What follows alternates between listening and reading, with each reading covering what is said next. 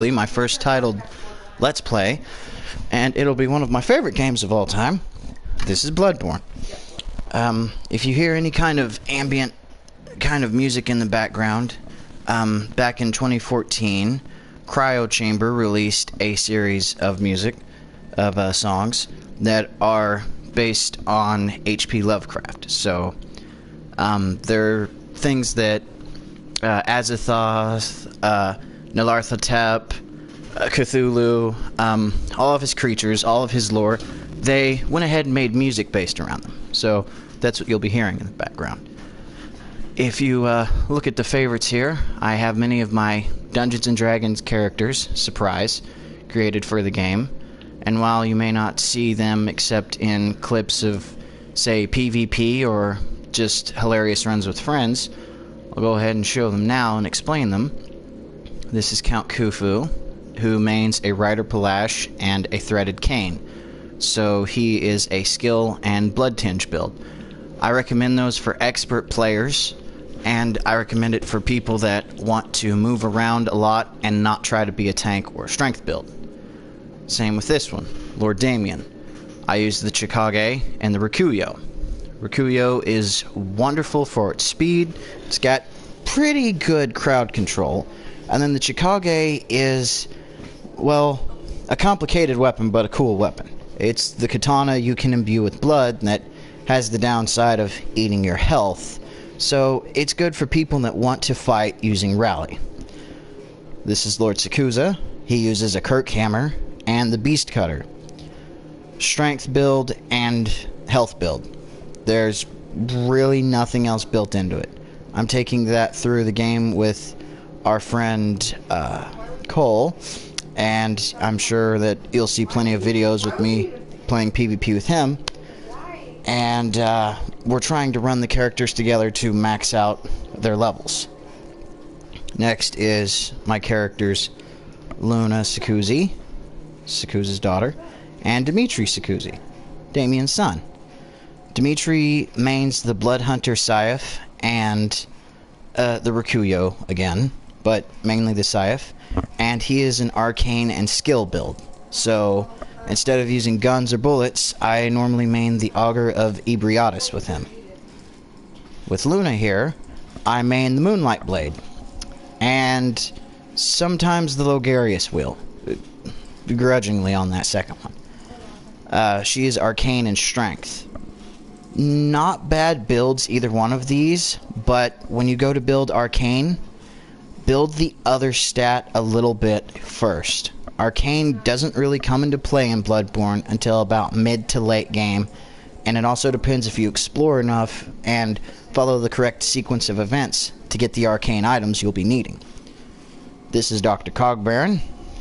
Most people that know this channel will know he is my cannon-using whirligig saw fighter. Blood tinge and strength again, but more based around the blood tinge. It's incredibly high. If you want to have a lot of fun, cannon all the way, 100%. It's a monster, it's destructive, and you'll see plenty of PvP videos where it's Cogbaron exclusively, or Cogbaron with friends, shooting people with the cannon and throwing out the saw. Overall, it's a solid build to go with strength and blood tinge if you've kind of got a feel for the game. It depends on what you pick up. This is a preset unused. This is Darkside. I can't say much about him. I haven't used him yet. And this is the character I'll be running through the Let's Play on. This is Dr. Crankshaft, the once apprentice and now arch rival of Dr. Cogbaron. So, I'm not sure what build I'm going to make him yet, but we're going to jump in and let the build dictate itself. It might be arcane, might be blood tinge. Maybe if I want a challenge, I'll build arcane and blood tinge, and then everything else later, who knows. So, we're going to go ahead and hop right into it. I also have ChaserBoy33 on the party chat with me. Hey everyone. And he's playing Skyrim? Yeah. I'm thinking about jumping on with you, actually. You absolutely can. What I'm going to do is I'm going to attempt to kill the wolf with my bare hands. Sometimes I succeed the first try, sometimes I don't. I am going to try and light the lamp, and I'm going to run and grab the items that will allow summoning allies to take place. So it'll be kind of speedy at first. Cool.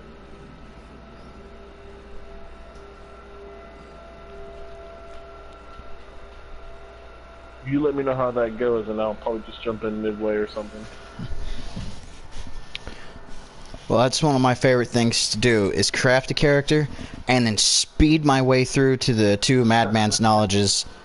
That way I can play it with anybody. It's something I've done a lot. Get to, like, you probably get to the part where I'm at, like, in no time at all.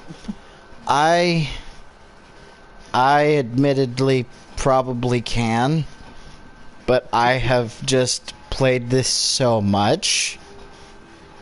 Like, this game is the reason I got a PS4, and this is the first platinum I ever got on the PS4 on the new profile, so... Really? That's cool. Yep. My first one was Shadows of Mordor. Of course you do that. And it's a great game. It's wonderful. Such a good game. Such a good game. There's nothing wrong with Shadows of Mordor. And there's the little buggy guys coming to say hello. And in typical Miyazaki fashion, everything that looks creepy and scary most of the time in Bloodborne is actually friendly, and everything that looks nice and trustworthy is out to kill you. Yeah, exactly. They're out to kill you. So we start in Yosefka's clinic. Let's do the first thing I always do. Get rid of that. Well, no. There we go. Get rid of that. There we go. Ah, let's see. That is the face of a man of science. Got some brass glasses on. Throw the hood back on. We start with nothing. Handwritten scroll. Seek pale blood to transcend the hunt. And oh, we shall. Woeful woman. Oh, yeah, no. Let's give that person a 16 on the appraisal. Yes, Jace. What would you say your first, like, Bloodborne toughest experience was ever? The first toughest experience was when I jumped into the game and accidentally ran into Gascon way too early. That was bad. Because I beat Gascon my first time. But I think I was a little bit, you know, I'm the type that grinds a lot, so I'm almost certain that... Oh, yeah. You got... I was prepared for it. Yep, you got more time in than me, because I didn't even see the cleric beast at first. So... Yeah, it's still tough. It's so tough. After that, I had to figure out how the Ghoulie boys worked. The guys with the canes in the cathedral ward. Okay.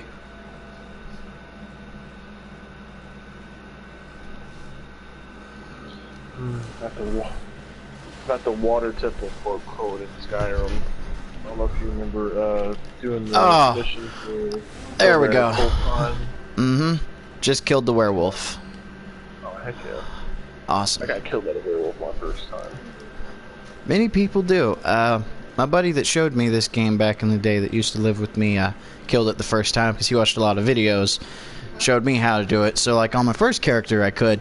On the others I had some struggles, and then later on I was able to get it each time. It was just figuring out his moveset. Right. Timing and all that, yeah. Mm-hmm. You said you're in Solstheim right now in Skyrim? The, Yeah.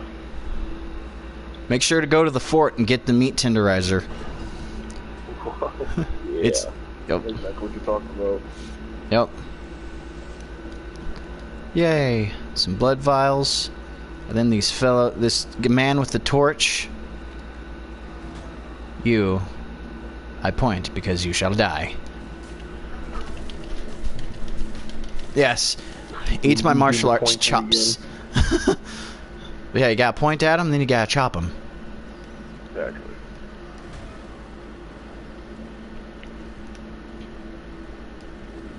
Ah, he tried to burninate me.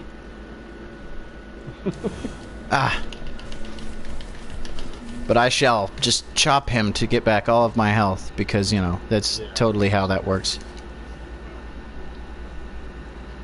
I do not wish to burn. You should burn.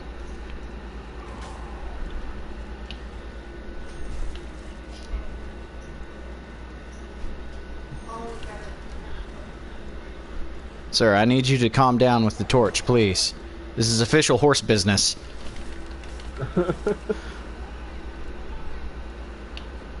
Now he's telling me away. First he tells me to burn, now he's telling me to go away. And there was his mistake. By not making up his mind. Yep. Well, he started attacking a carriage, so power attack, visceral, now he's dead. So we'll pull the lever, grabbing every single item on the way. There are items over there, and some fellows on the ground asleep. We don't mind them. We'll just roll through that, break it, grab those Molotovs, leave these two to talk about the days of old.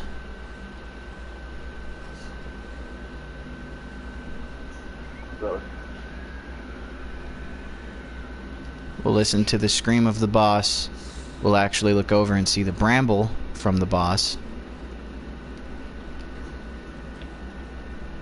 Light our lamp, and oh my.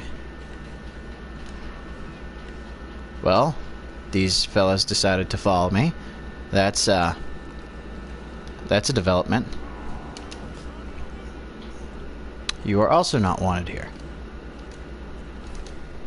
And to the hunter's dream we go. Because that's how physics works. I'm getting attacked, but I'm just kneeling down in front of a purple lamp, so... Alright. Kneeling down. Ignoring you. Yep. So, I got to the hunter's dream at roughly 12 minutes in. So, not too bad.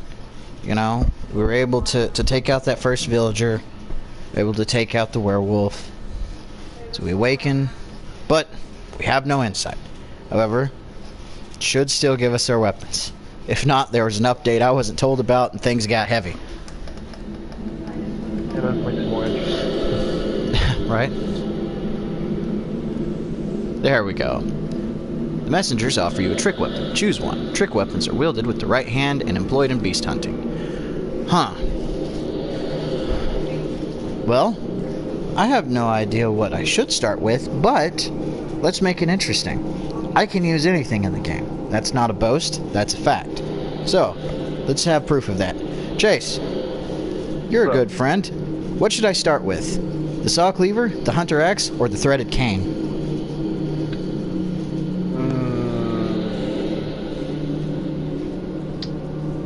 Saw cleaver, that's what I started with. Saw cleaver it is. In terms of weapons, a firearm, I always take the blunderbuss. It's never done me wrong. Yeah. That's what I was going to say. Yeah, oh yeah. Get that spread. But now you don't want to. Yep. Take off that sullied bandage. That's the other thing I do as soon as I'm out of there. Ugh, grody. But you can't get your starter set again, and sometimes I do like to accessorize with starter gear. So, I do go ahead and store that. This is Gurman, the old man.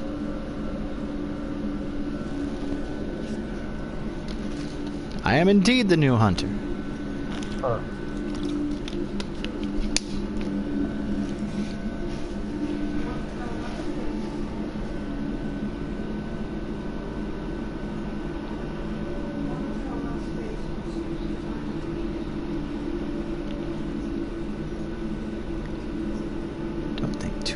All of this, but that's what we must do, Gurman, is think hard about this.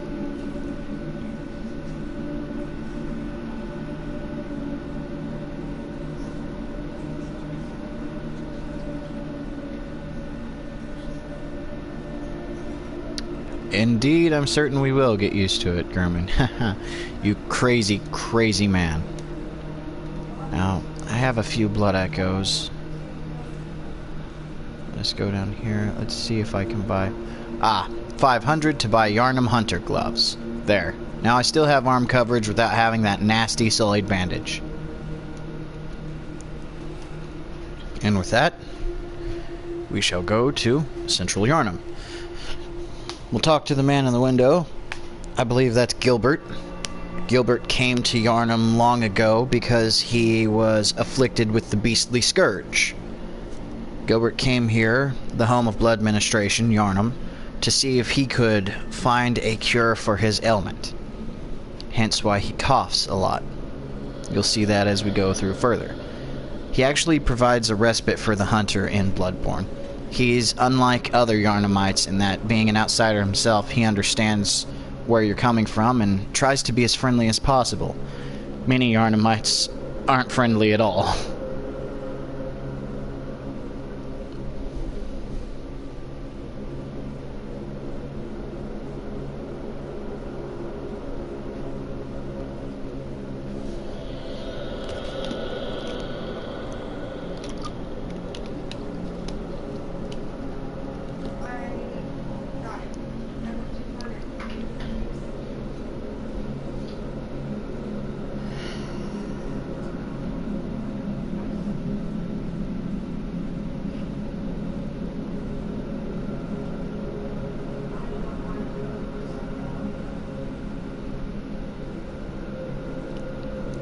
Now there is, of course, more dialogue, and that can be seen a little bit later on. He does have an end to his story. So, let's begin our journey. First of all, we have two paths here. Drop down or go towards this fellow. We'll tell him hello with the cleaver, and we'll go ahead and work our way down. Being that we've chosen the saw cleaver, I'll go over some of the more finer points of using it. Utilize the range when you have a mob. Remember that when it's in its ranged mode, it does vertical swipes. That might seem a little bit confusing, as it's like, you know, you can't really hit that many people, but it's because of the versatility of the weapon.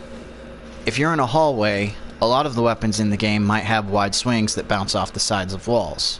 The saw cleaver, however, does not.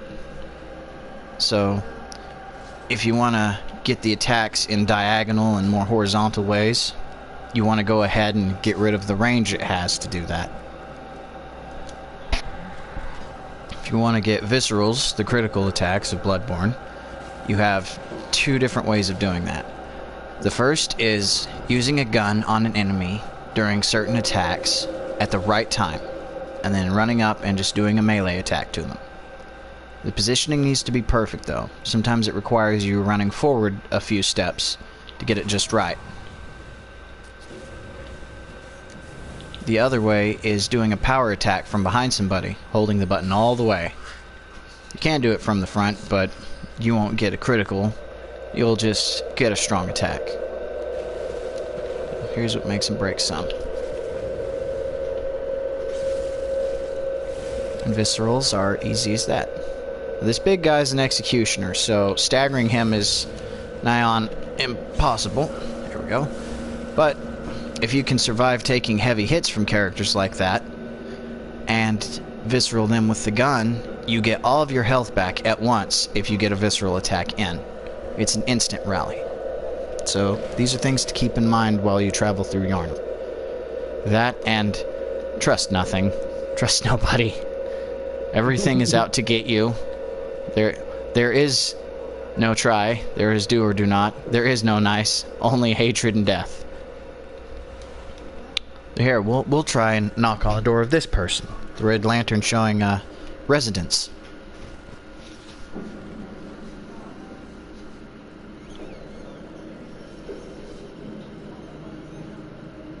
Alright. First person is a dick. Let's try another person.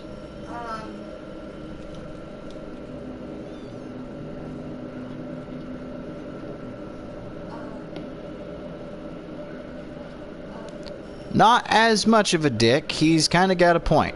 There's monsters out.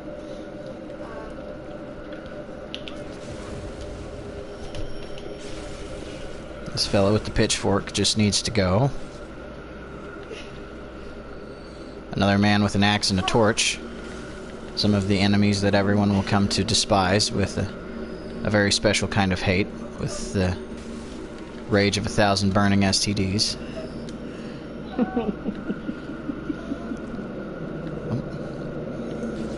Over here we'll have a fellow who thinks he's smart, hiding, not knowing that camera angles are a thing.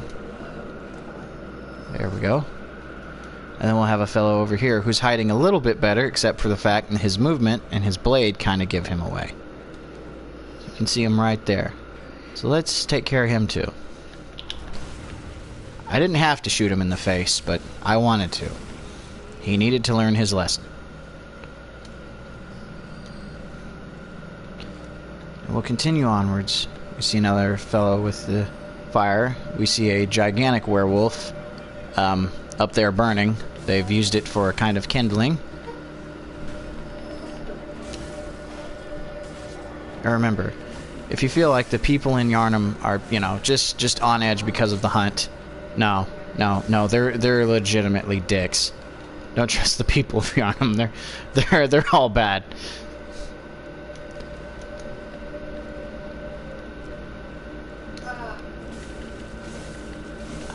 The reason why they are like this, we'll explain a little bit later on. We'll go over the lore and the story as I get to those spots. Right now, the information garnered is essentially that you're a hunter, hunting beasts, and these beasts here were once people, but they've devolved into something else. I don't think I'm better off dead, actually, sir. Now, it's not necessarily a secret, it's just, you know, I wouldn't even say it's common knowledge, it's pretty obvious. You don't want to just run in on that bonfire on your first playthrough unless you're extremely confident in yourself. You want to try and pull that mob out to you. Yep, because of things like that. There's a man with a gun, and there's a dog hiding back there behind the carriage, which dogs can cause some grief. However, bullets is the bane of the dogs. If you can shoot a dog, even if your gun does minimal damage, you'll knock it on its side, and you'll reset the AI attack pattern. So remember, have a dog problem, shoot the dog.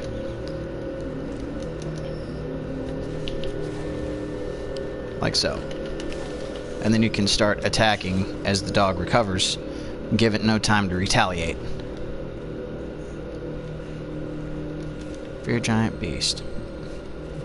Accurate. Now, we have that fellow up there with the rifle shooting at us. So, go ahead and take care of him. You'll also see that when the cleaver's extended, sometimes it deals less damage. One of the drawbacks of the range. However, it's great for rally, and it's also a saw. Within Bloodborne, there are two different types of enemies for the most part. You have beasts, and you have kin of the cosmos. That comes in way later on. So, beasts are weak to saw weapons. The whirligig saw from the DLC, the saw spear, the saw cleaver. Anything that has the name saw in it does more damage to beast and gives you more health back from strikes for your rally bar. So, whenever you have that yellow in your health bar from attacks, rally is where you attack them, and while you're attacking them, it gives you your health back. So at times, if you get into a kind of brawl with the character, you will you'll be able to get your health back from it. It actually won't outright kill you. You might even win from it. Go ahead and knock on this door here.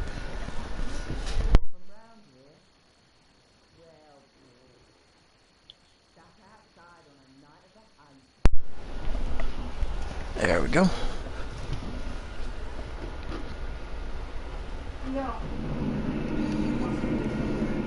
So, another door. This right here, this is a shortcut area. This is one you kind of want to work for, and it can give you an edge on checkpoints and whatnot. So, we'll go ahead and we won't go that way just yet. No, yeah, we will. We'll take the shortcut way. Remember to attack the dogs where you can. If you come back around, some of them like to escape from their cages. Like that one. Up here, doggo. Or not. Okay, so that dog doesn't have very many brain cells. The poor hound. It seems he'll be licking the air and chasing his butt. So we run this way. Those are the Hunchback of Notre Dame's reject cousins. Be wary of those guys. They beat you with bricks. Here's a residence. Go ahead and attack the man with the weird pirate saber sword thing. And we'll take out this old man in a chair. Because they're not defenseless, they have hand cannons. When the hunt began, the healing church left us, blocking the great bridge to Cathedral Ward, as old Yarnum burned to the ground that moonlit night.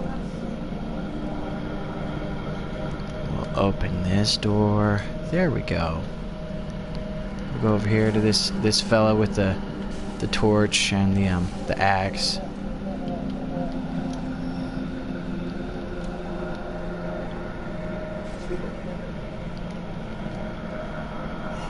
There we go. And now that we've read that, we talk to Gilbert.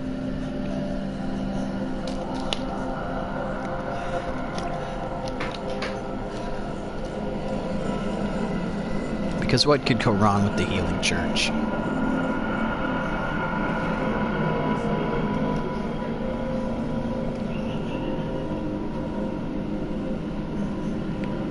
Ah.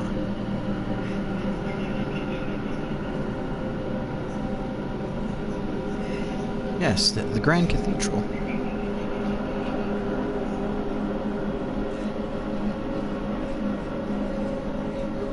And there's the coughing.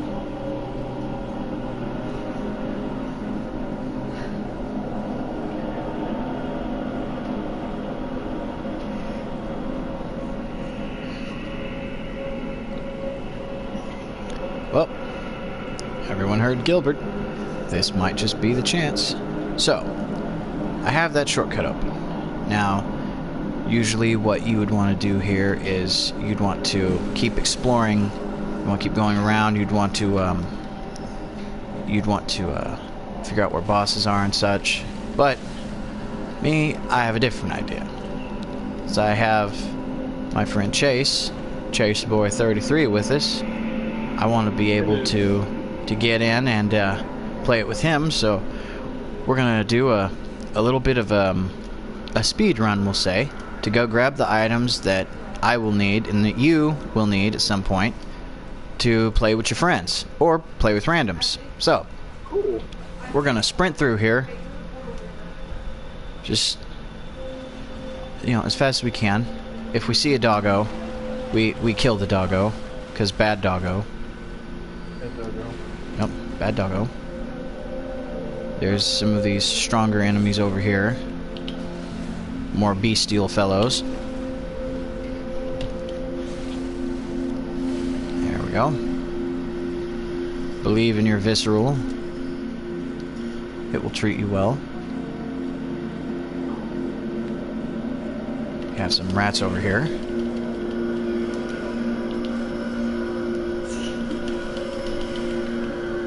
Takes a little bit of crowd control, a little management, but nothing too hefty.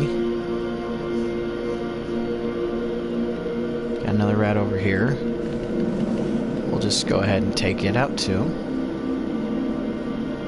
Alright. Now, up above there's chains you can destroy. We'll go over those later. Take out that rat, which the range for the saw cleaver might actually help in instances like this, the overheads. And here's our first item, Madman's Knowledge, next to all of these boats. So that's the first step, is grabbing that. You take it, you use it. It gives you insight. Insight is both a currency and a way to summon in allies. So you work for insight for a few different purposes. Now, we'll come around to that stuff a little bit later. That is what it is.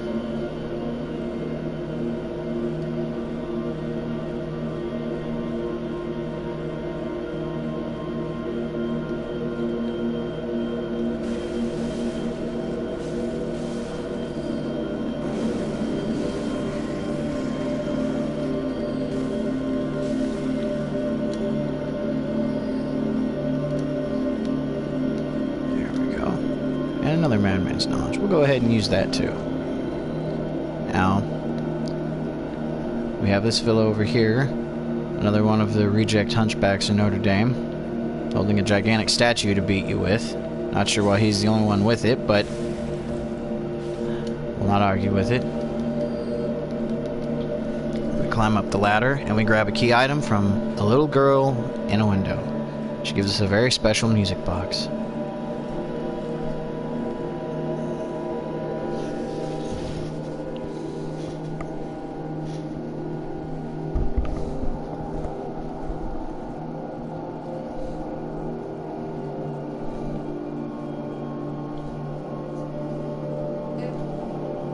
I will find your mother.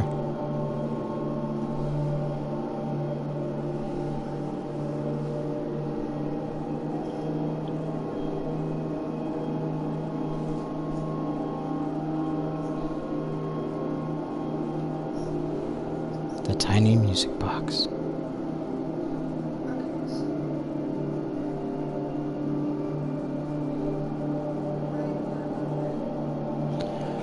So, epic foreshadowing there. She's talking about her father, and that's how she knows the smell. Her father is a man named Gascon, who is a hunter of the church.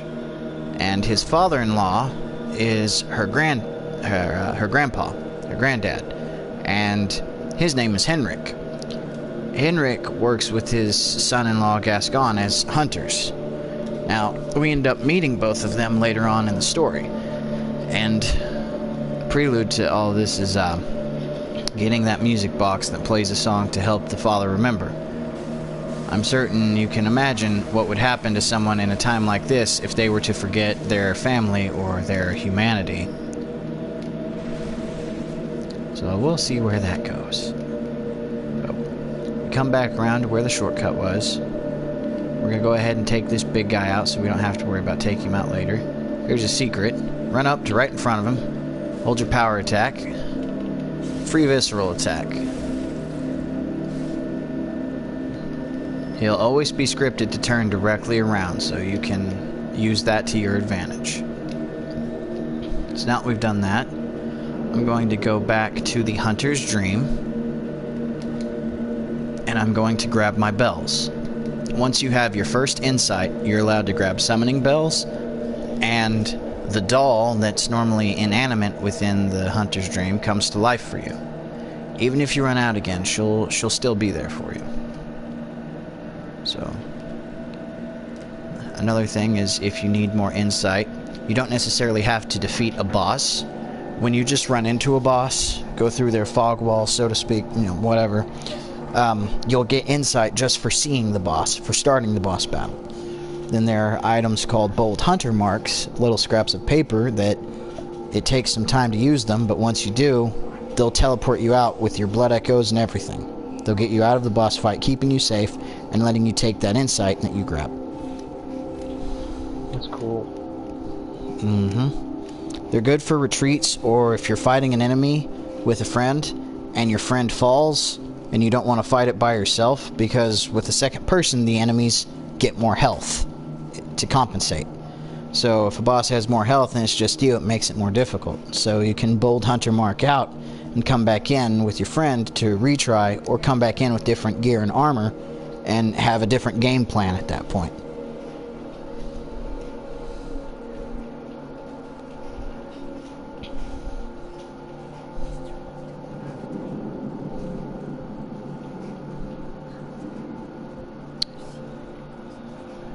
Mm-hmm.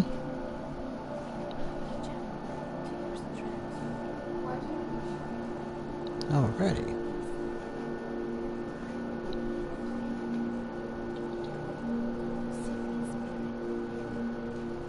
Alrighty. Can do.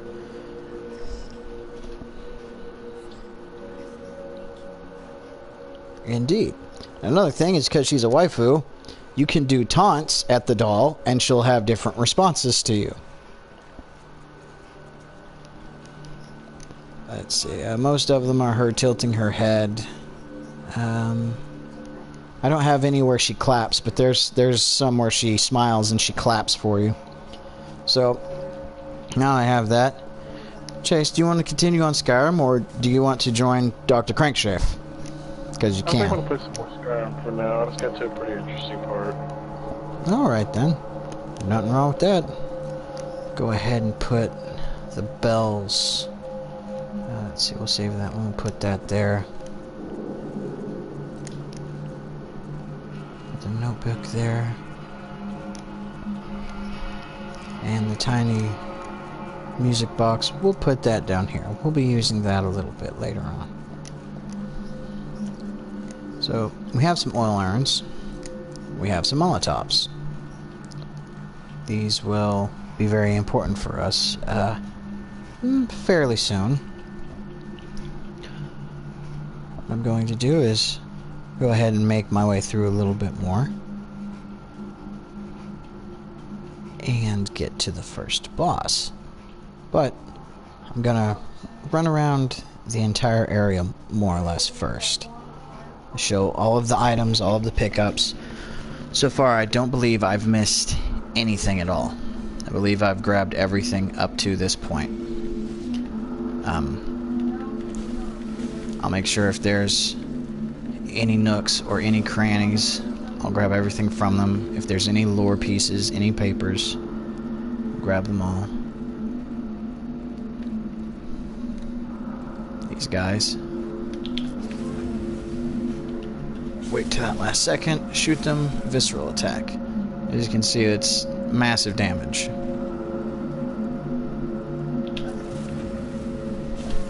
Oh. Oh, ooh, ooh, they hurt. Took me by surprise.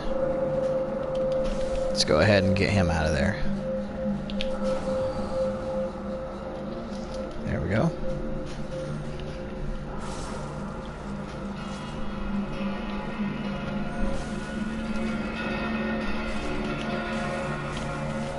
Ow. Yep, always be wary of their push attack. It's normally followed up with a jumping strike. If you can dodge to the side quick enough, they can't do anything to you.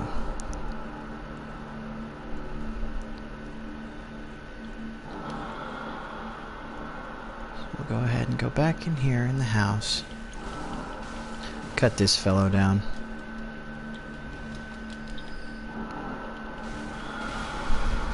Grabbing quicksilver bullets and blood vials on our way.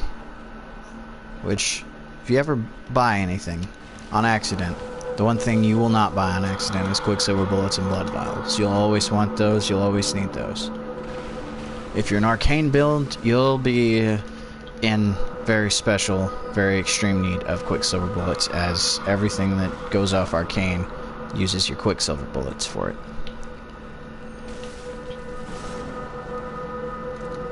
Take out that fellow. There's 2 werewolves. Those are bad, and I suggest cheesing them at first, trying to learn how to visceral shot them. They're not very nice fellas. Oh, that one didn't work the way it intended. Let's see, there's the combo from the big guy. As you can see, there's some room for error. There's a fairly large time frame in these larger enemies' hits where you can get your shot off to open a visceral. That's where the first boss will be. We'll come back there a little bit later. There's the werewolves. We're gonna go ahead and skip them for now. I'll wait till I have more reliable armor. It's not advisable to fight them in this state. It's better just run from them for now, maybe come back later. But if you feel confident, though, I mean, by all means, take them out. You do you.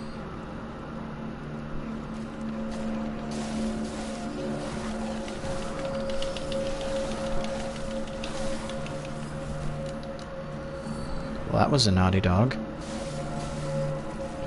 Bad dojo. Yep. Bad dojo indeed.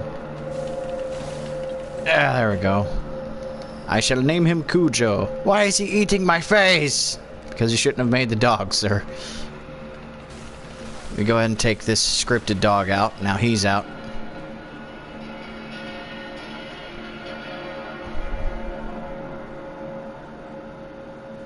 Safe places. We come back to you later, old lady. So, here's the first thing that's kind of secretive. You walk through here, and now you're in the rafters. And there's an NPC here, as well as chains hanging up from the ceiling. What we can do is we can attack these chains, and it drops items. See? You can hit these with pebbles. I've done it before. You can shoot them, but you save on your resources if you just cut them down. Come through here. Whenever you summon someone, you have a chance of other players to invade you. And the way to nullify that is to kill the sinister bell-ringing woman that comes up when you have an ally. She spawns here in this level. And over here is our NPC, Eileen the Crow, a hunter of hunters.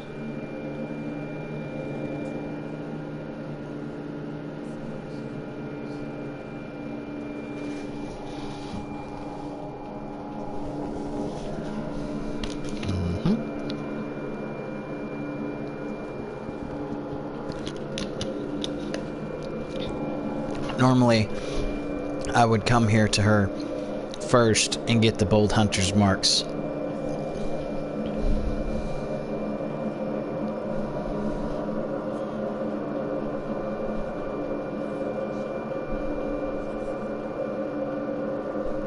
You would grab that, and then you'd go get those insight skulls, and then you could just bold mark out.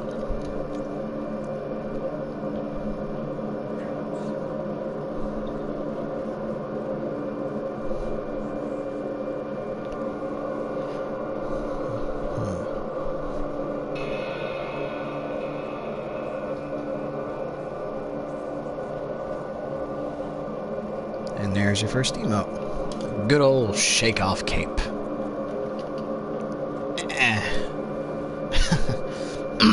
So, about getting down. It's kind of perilous. You essentially just have to drop and hope for the best. There we go. I'm alright. Broken shin bones? Nah, I'm fine. I'm a hunter. Go. These larger guys are a little bit harder to get your shot off on, but it is manageable. You just it's risky, but they're the higher tier enemies, especially those with the javelins. No shirt, javelin equals OP. But tidbit, auto lock on them like I just did there, and walk, tilt your stick very slowly, or however you move, walk very slowly, power attack, and get that visceral in. Your viscerals are honestly your bread and butter when you can get them on. And the game has a way of putting enemies onto patrol routes or in positions where they're stationary that will allow you to normally get those if they're harder enemies. There is a system in place. However, if you don't exploit that system, if you don't use it, the enemies exploit you. They just pound you into pieces. They mash you into butter, in other words. Yep. So next, we're going to come outside. And hoop-de-hoo-dah, here's two dudes with guns and a big giant werewolf with that javelin, like I was warning everyone about before. So, careful of those guys. They're dicks. Yep, and here he comes. And, yep, already attacking when he's nowhere even near me, just flailing about.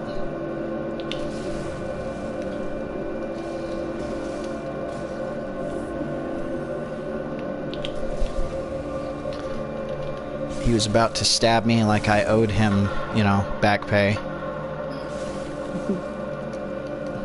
I mean, seriously, he about impaled me like his baby mama that he owed the child support to, so he freaked out and turned into a beast so he didn't have to pay it.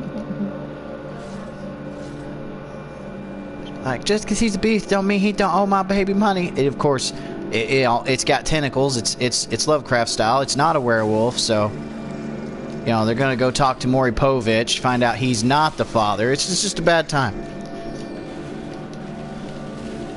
Definitely an alien baby, and we'll actually get into that later. That's actually going to be a really relevant joke later on.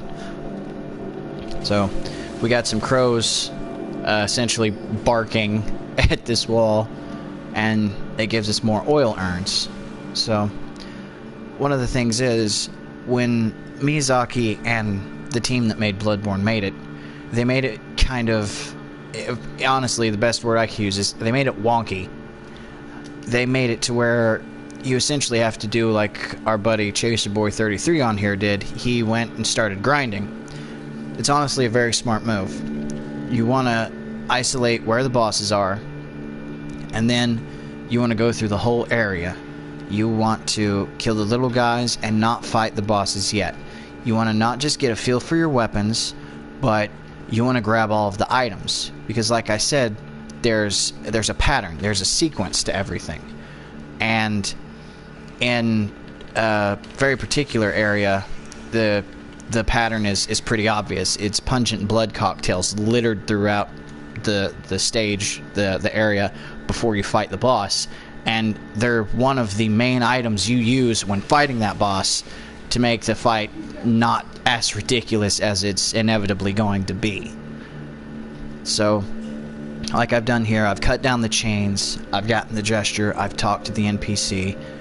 It is a bit to take in. It is a lot. And it has you backtracking a lot.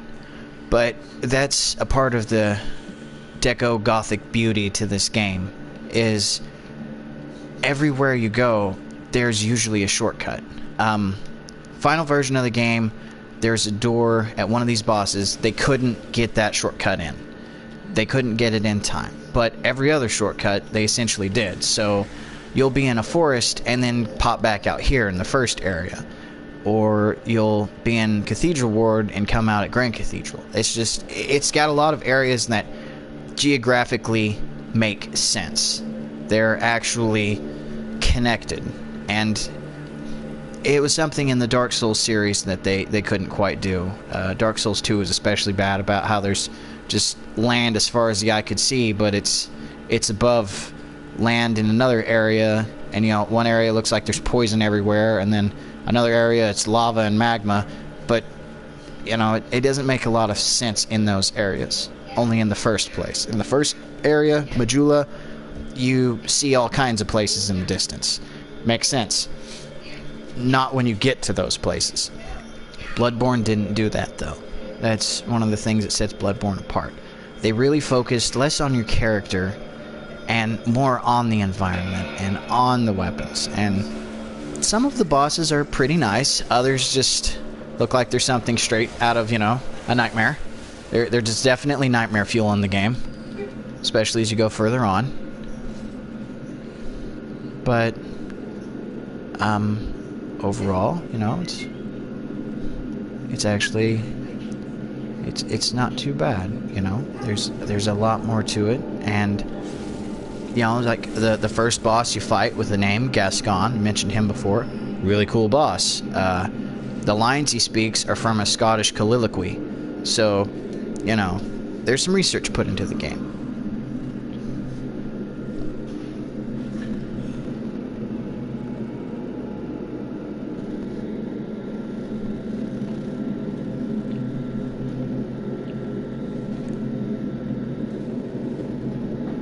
Depths of depravity. This is what I mean when I say everyone in Yharnam's dicks. Alright, so we've come through there. We defeated most of those guys. I might have missed a rat or two. I'm not too worried about killing all the rats.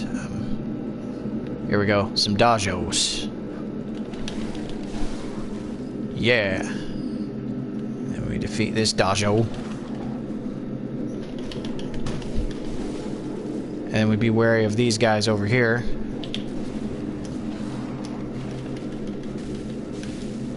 This takes some fancy footwork is all. There we go. That attack there was my switch attack. If you hit L1 in the middle of a combo, you can utilize some other very nifty on-the-fly attacks and kind of build strategies around that.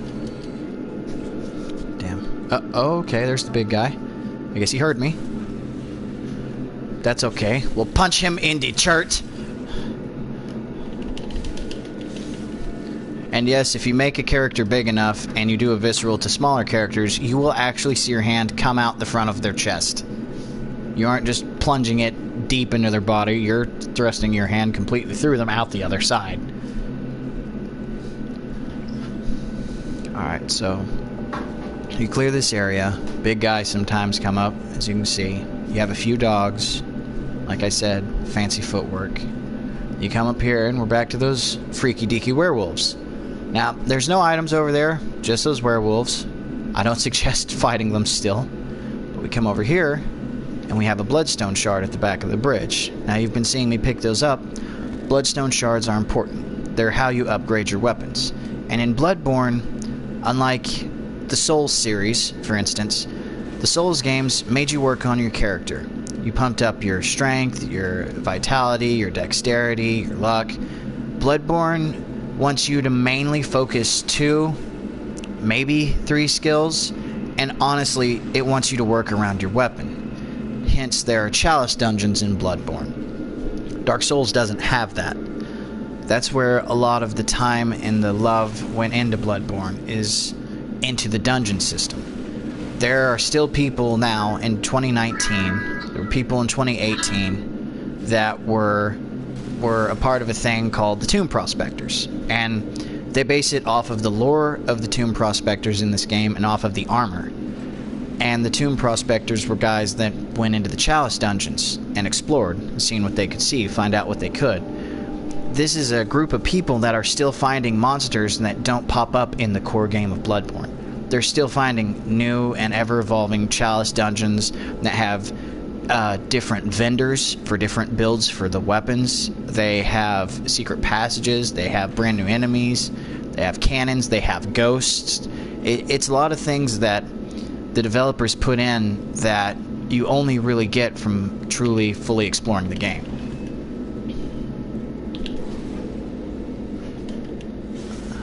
That was an interesting visceral, but we'll take it. So as you can see now, we've kind of sort of come around full circle. We're in the sewers now, and we have some of those big werewolf guys that are just not too fun. But we're getting through it, and we're about to come up on our first set of armor. So we'll grab these blood vials from them. We're going to need those later. And as you can see, there's a lot of room for error when you fire a blunderbuss, and that's why I pick it. If you go with a pistol, it literally shoots and shows you one bullet. That bullet will do a lot of damage, but it better hit. Whereas a blunderbuss, you have a widespread range, and it doesn't go nearly as far as the hunter's pistol or the other pistols do in terms of, you know, it's a bullet. Of course it'll travel farther. But if you're going to parry, if you're going to get your visceral, you don't want something that's going to be shot and just one single target do a lot of damage. As you saw earlier, I hit some enemies and I hit the dog. You want the spread shot for it. You're gonna be more of a utilitarian if you pick a gun with a spread shot, unless you do want to build a gunman and just focus on bullets and just fire away and be long range or PvP. At that point, that's when I suggest you grab a pistol. But if you're going to use it for what it's intended for and do a visceral attack, start with the blunderbuss. And then if you want to move on to the, I think, 2 other guns that have the spread shot effect instead of the bullet effect. Just cleave that little rat in 2. Here's a superiorly strong werewolf. There we go. You can see he has more health than normal. His AI seems a little bit smarter, a little bit more aggressive. But there we go. We took him out. We got our hunter outfit. We got some blood vials. Hey, Robbie, I'll be right back, okay? Okay, bud. Go ahead and put on our hunter gear. Just drop down. And here we have some zombies. Now, as you can see, the blood's still coating my weapons, not coating me anymore. If you do want to get rid of blood on yourself, just change your clothes. Equip and unequip. If you grab the item, all the zombies will wake up at once. I don't think they do like automatically wake up if you have 0 insight. I think the insight's what makes them all pop up and everything. Okay, here we go. Yep. As you'll see, they're one of the very few things in the game that actually doesn't bleed red. So if you want to get covered in green, you can kill some of these zombies.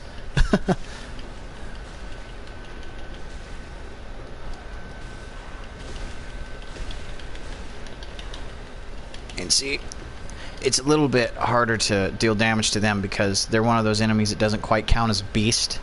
So you can kind of see I was struggling with it. Hammers and the hunter axe, things like that will actually do quite a bit to them. And we've made it back down to the sewers. We've essentially come full circle. So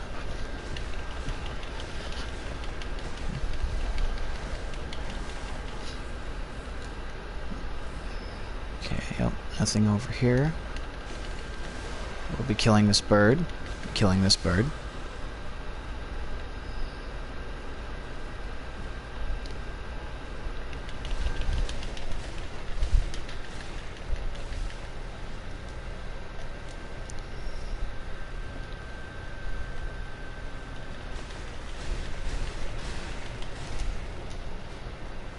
Oh, and I also did get a saw spear. So, I'll do one more on the damage, so we'll go ahead and take that. And it gives us a little bit more range. A little slower, but that's alright. We can compensate.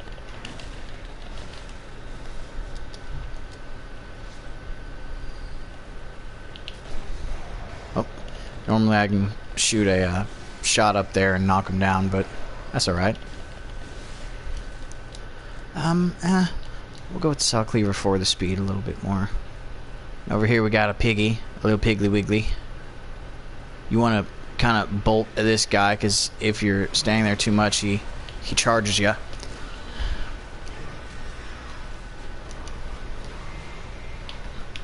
Yep, punch him in a tiny, and then hand up the butthole. Yep, I kid you not.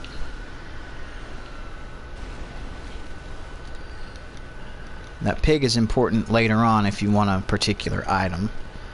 The saw hunter badge is the best thing to get here.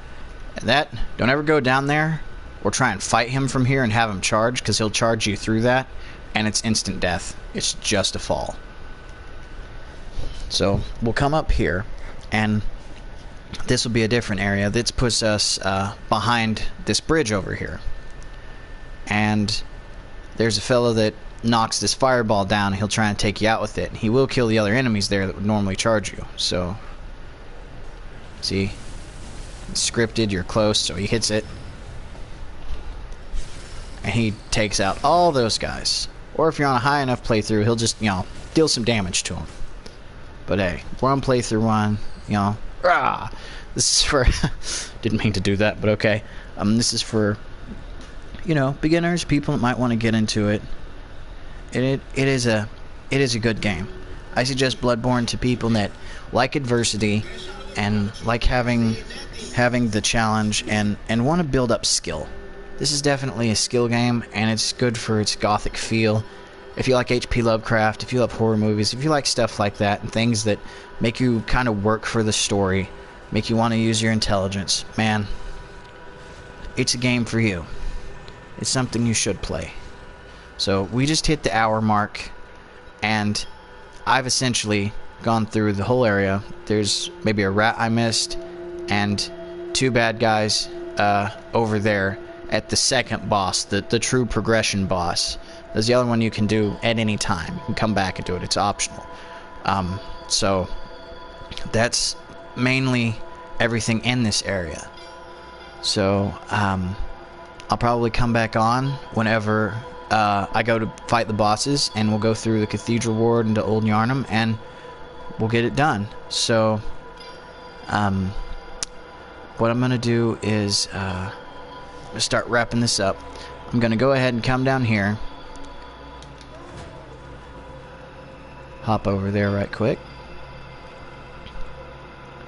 And of course, if anyone has any suggestions on anything or has any feedback, please don't hesitate to comment. Let me know. I am going to try and do these Let's Plays. I'm going to try and be more structurally and orderly on it, and you know, listen to viewers, answer questions, and if everyone would be so kind as to like and subscribe, I'd appreciate it. I'll try and come out with content for you.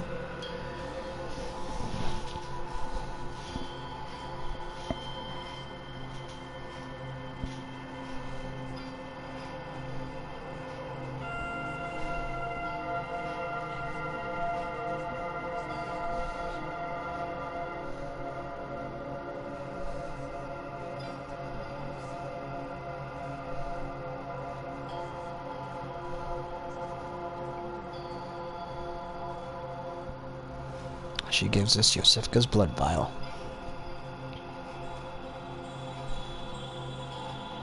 See, she's not a bad lady. She's got a legit point.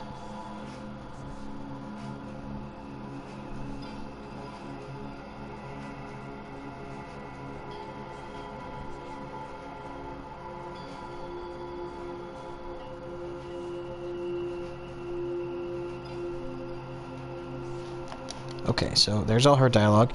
You actually want to do this now, before you defeat that full boss I was talking about. So, that was Yosefka. Yosefka's awesome. You know, she's cool, she's chill, she's taking care of people. What more could you ask from a lady like that, you know? She's essentially a nurse. So, you'll talk to her again after you get to a certain point. And I'm going to be referring to these points as triggers. And when you hit these triggers, things in the game kind of change in certain areas. So, I'll be going over those through my videos. There's the doll sleeping, you know, mimicking that human behavior. Here's old German again.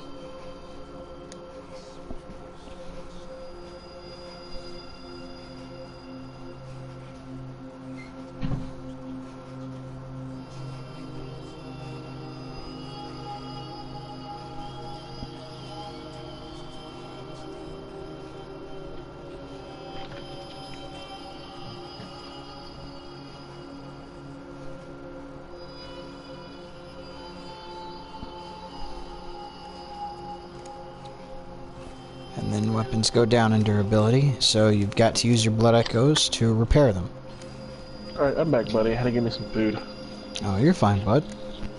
I'm gonna go ahead and wrap this up right quick. If we need to do more, we absolutely can. Just going through showing everybody the things they can buy, the things they can do, and these two fountains will be your lifeblood. So, I'll go over that in another video. So, until then, everybody make sure to take care of yourselves and keep gaming.